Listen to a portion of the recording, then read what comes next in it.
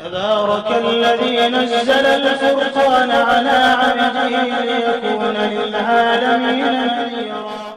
آج کی بات بتاؤں سورۃ اخلاص کے ضمن میں ایک عمل ہے، شاید میں نے پہلے کبھی نہ بتایا ہو۔ ایک صاحب میرے پاس آئے کہ میرا 100 تولے سونا تھا، میں نے ایک جگہ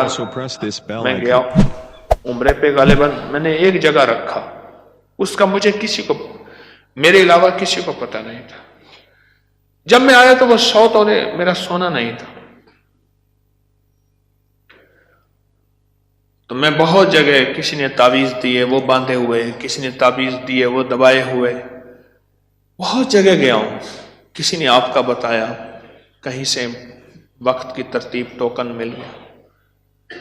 میں نے انہیں ایک عمل بتایا، میں نے کہا میں اس عمل کے ذریعے سے اب تک میں نے کتنے لوگوں کی چوریاں،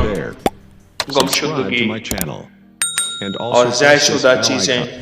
بہت لوگوں کی میں بتا چکا ہوں، اور اللہ کے فضل سے وہ خود اس کا کھوج مل جاتا ہے، اس کا راستہ مل جاتا ہے، وہ چیز مل جاتی ہے، اس کا بہت فائدہ ہوتا ہے۔ 2 رکعت نماز نفل پڑھیں اور سورۃ فاتحہ کے بعد سورۃ اخلاص پڑھنا شروع کر دیں، بس پڑھیں اور بے بھاؤ پڑھیں، بہت زیادہ پڑھیں، خوب پڑھیں پڑھیں پڑھیں پڑھیں پڑھیں پڑھیں پڑھیں، اور دھیان جما جما کے پڑھیں، اس طرف ذہن نہ جائے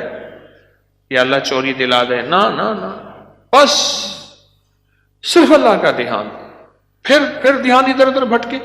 پھر اللہ کا دھیان، پھر بھٹکے، پھر اللہ کا دھیان۔ آپ یہ کر کے دیکھیں، میں نے ان سے عرض کیا، بس یہ کر کے دیکھیں، اور صبح شام پڑھیں اور توجہ سے پڑھیں اور دھیان سے پڑھیں۔ زیادہ سے زیادہ 11 دن ہیں یا 40 دن، 70 دن، 90 دن، 11 دن میں نے تو بڑی بڑی چوریوں کے کھوج کھلتے دیکھے ہیں،